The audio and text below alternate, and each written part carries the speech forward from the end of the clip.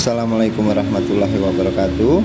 Buat teman-teman semua, semoga jenengan beserta keluarga semuanya sehat selalu. Jadi pembahasan di sini saya ingin menyambung dari pembahasan yang kemarin dari part 1, 2, 3. Dan buat teman-teman yang baru bergabung bisa disimak dulu di pembahasan yang awalnya dulu biar lebih nyambung, biar lebih enak untuk memahaminya. Jadi pembahasan di sini saya ingin menyambung dari pembahasan kemarin dengan teknik untulan ataupun pemasangan yang aman. Dengan terapi-terapi yang kemarin sudah dari teman-teman yang sudah jalankan, mungkin ada yang sudah berhasil ataupun masih dalam proses. Ini ketika kita sudah punya salah satu ataupun dua ekor lobet yang sudah menonjol ataupun sudah rajin bunyi, ini kita bisa ditaruh ruangan sendiri Om.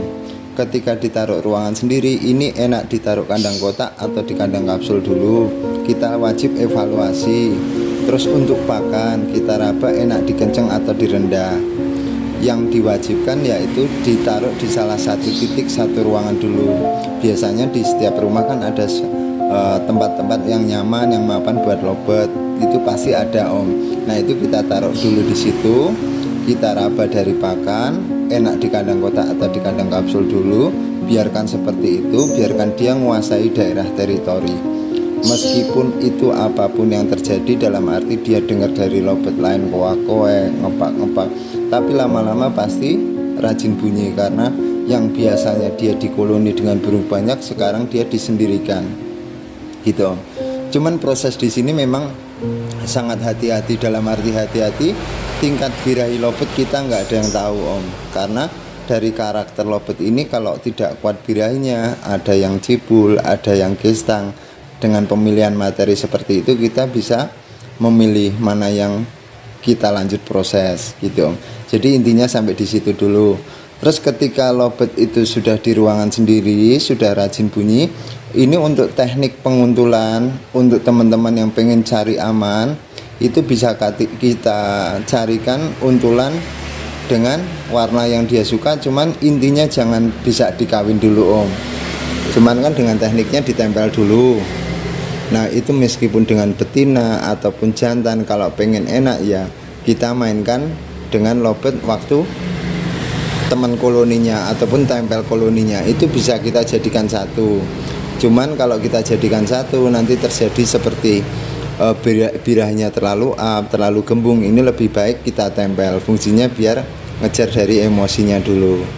Nah setelah proses tempel ini kewajibannya hanya tempel pisah. Nah tempel pisah ini kalau untuk awal-awal ini lebih baik tempelannya yang dipindah-pindah Om. Si player yang kita olah biarkan di satu titik satu ruangan. Kalau saya tidak pernah mandikan burung ketika di satu titik. Memang ada dari teman-teman misalkan pengen nyoba tambahin mandi, itu nggak masalah, monggo. Cuman biasanya kalau kita ngejar dari birahinya agar kebunyi, kalau kita bantu mandi, kadang-kadang dari nada lobet tersebut masih nadanya agak nyepit ataupun agak ngotot. Cuman kalau dia sudah tanpa mandi, biasanya bunyinya itu bisa bawain birahi Om, dengan tanpa ada ngotot, meskipun diawali dari ngriwi gitu. Nah proses lobet ngriwi di sini sebenarnya lobet tersebut mengolah nada. Dia dalam keadaan birahi, tapi dalam keadaan birahi kita pacu agar tetap kebunyi. Dengan tekniknya seperti tadi Om, kita tempel dulu ataupun kita jadikan satu. Yang penting intinya tidak bisa dikawin dulu gitu Om. Dengan teknik seperti itu semoga jenengan bisa memahami dengan teknik penguntulan. Terus sampai kapan harus diapakan. Dengan teknik seperti itu jenengan nggak usah bingung Om. Kalau sudah tempel pisah sudah rajin bunyi, coba kita jadikan satu. Setelah kita jadikan satu, coba cabut pasang. Ketika kita cabut, kita cabut untulannya, kita coba sendirikan playernya di luar, sudah rajin bunyi. Proses seperti itu baru coba proses mental, dilihatkan burung banyak berani bunyi enggak. Sudah berani bunyi berarti tahapnya nanti masukkan lagi satu ruangan dengan untulannya itu. Intinya belum bisa dikawin dulu. Itu bermain teknik paling aman. Terus kapan sampai ngeluar ngedobel sampai nada kering, Sebenarnya kalau untuk nada kering bahkan nada minor itu sendiri tetap dari lobet masing-masing Om. Karena proses dengan seperti itu untuk lobet satu dan lobet lainnya pasti beda-beda. Ada yang nadanya naik turun, ada yang prosesnya masih panjang seperti itu. Jadi teknik di sini sebenarnya sama aja Om. Tinggal kita lihat dari materi yang kita proses. Kalau kita ketemu lobet yang kita proses itu materinya bagus, tahu-tahu langsung bunyi bawain birahi, tahu-tahu nada kering, itu lebih enak, lebih jackpot. Cuman kita tidak usah terlalu berharap agak jauh dulu. Yang penting lobet yang kita proses, yang kita sudah punya lobet yang gacor-gacoran ataupun bocor, bahkan bisa untuk jalan lapangan. Itu dengan teknik untulan ya Om. Terus menginjak dengan bagaimana kalau lobet ini pengen kita gantang.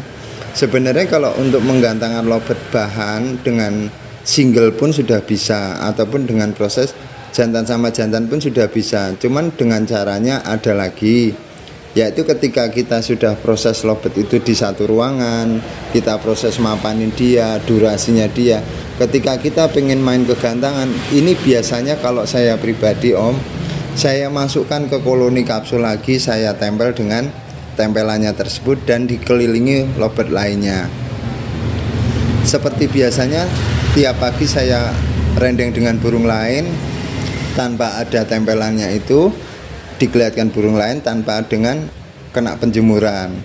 Karena di gantangan nanti yang dikhawatirkan kalau di cuaca sore nanti si lobet kalau biasa di rumah dengan penjemuran dia berani bunyi mau bunyinya di penjemuran, nanti ketika kita gantangan sore jarang ada yang mau kerja. Jadi teknik untuk menggantangkan, saya koloni lama, saya tempel dengan tempelannya, kira-kira 4 hari sebelum lomba itu tidak saya pisah-pisah, tidak saya petel-petel.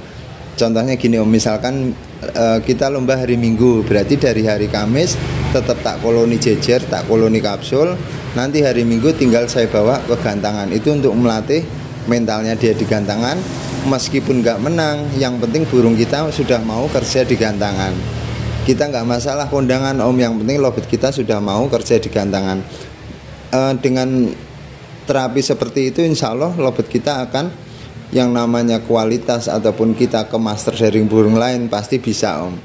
Jadi teknik untulan di sini memang sesuai pengalaman saya pribadi, memang ada dengan main aman seperti itu, ada juga yang dengan teknik dikawinkan. Nah kalau untuk lobet yang saya kawinkan dengan betina ini, biasanya tipe-tipe lobet yang birahinya itu muncul di awal itu banyak emosinya, banyak ngepak-ngepak sayap. Saya sendirikan juga ngepak-ngepak sayap, pokoknya sering ngepak sayap meskipun durasi panjang. Lobet seperti itu biasanya saya kawinkan dulu Om. Saya ada proses di rumah seperti itu. Lobet banyak ngepak sayap, saya kawinkan. Setelah saya kawinkan dengan betina, sampai betinanya bisa dikawin, lobet itu lama-lama jadi gembung, hilang ngepaknya, lebih sering birahi kebunyi. Itu untuk lobet yang banyak ngepak sayap. Saya biasanya seperti itu Om. Jadi untuk teman-teman biar nggak bingung, soalnya kalau saya anjurkan jenengan harus berani ngawinkan dan segala macam, nanti takutnya ngedrop. Lebih baik dengan tekniknya untulan yang nggak bisa dikawin dulu. Poinnya itu yang penting pertahankan di birahi bunyi. Kalau dipertahankan di birahi bunyi berarti kan agar lobet itu dicarikan untulan yang nggak bisa dikawin.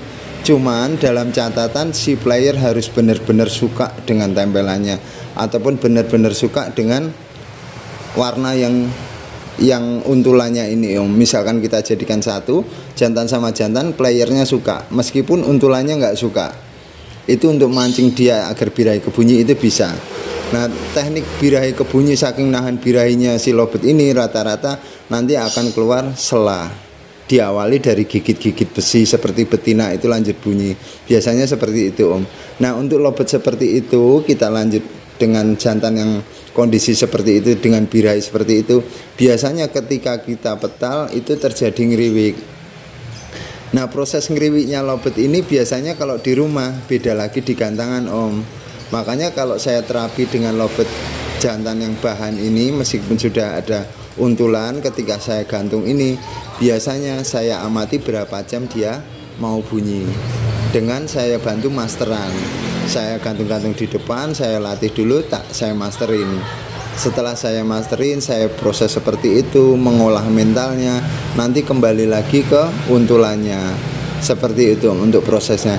Terus untuk proses lobet yang sudah untulan, misalkan dari jenengan kok nadanya nggak berubah-ubah, masih monoton seperti itu jenengan bisa kembali lagi ke koloni kapsul lagi tanpa dijadikan satu dengan untulan. Untulannya bisa ditempel lagi. Proses bolak-balik seperti itu, insya Allah yang namanya lobet rajin bunyi bisa Om. Nah intinya lobet tanpa lobet konslet pun kita sudah bisa mencetak lobet yang bocor-bocoran. Dari teknik di sini syukur-syukur bisa membuahkan rezeki ataupun membuahkan hasil ketika kita posting ataupun kita tawarkan ke teman, mudah laku. Intinya di situ Om. Jadi buat teman-teman semua, teknik-teknik penguntulan ataupun pemasangan ini biar nggak bingung buat teman-teman, lebih baik cari amannya yaitu dengan tidak bisa dikawin dulu. Yang penting dari teman-teman dari teknik yang kemarin teknik part 1, 2, 3 sudah dilakukan sampai teknik penguntulan. Nah kapan sampai bisa ngedobol, kapan bisa sampai nada kering, proses seperti itu tidak semudah itu Om. Tidak semudah yang 1 bulan 2 bulan 1 tahun bahkan 2 tahun seperti itu. Kecuali kita kalau punya rezeki langsung beli ibaratnya lobet prospek yang sudah nada kering, kita proses seperti itu memang cepat, lebih cepat prosesnya. Cuman kalau saya di sini pribadi, pengalaman saya pribadi di sini buat teman-teman yang pengen ibaratnya pengen jual bahan, pengen jual lobet yang prospek, itu dengan tekniknya seperti itu. Cuman tidak menutup kemungkinan Om, di balik usaha kita seperti itu pasti ada rezeki, insya Allah ada rezeki. Konslet itu tidak bisa dijadwalkan, konslet itu datangnya, yang penting kita itu mempertahankan birahi kebunyinya. Nanti ketemu pasangan sing pas, dalam arti lobet kita sudah kualitasnya semakin lama semakin bagus, insya Allah bisa Om. Apalagi seiring waktu kita jalan kegantangan. Kiranya itu saja. Jadi untuk pengalaman-pengalaman saya di sini, saya ingin ngajak teman-teman dalam arti tidak terlalu berharap jauh dulu. Yang ada kita jalankan, ketika kita punya masih gacor-gacoran atau bocor, kita teruskan dulu Om. Insya Allah konslet mengikuti. Yang penting kita tidak usah ambisius. Ambisi boleh Om, keinginan besar boleh, tapi jangan sampai ambisius. Karena kalau sudah ambisius kita lupa segalanya gitu Om. Jadi pesan saya buat teman-teman tetap semangat. Proses-proses di sini memang seperti itu Om, lama sekali gitu Om. Baik, semoga jenengan beserta keluarga semuanya sehat selalu. Dan buat teman-teman semua dibantu like, subscribe-nya biar saya lebih semangat. Dan semuanya semoga jenengan beserta keluarga semuanya sehat selalu. Wassalamualaikum warahmatullahi wabarakatuh. Matur nuwun.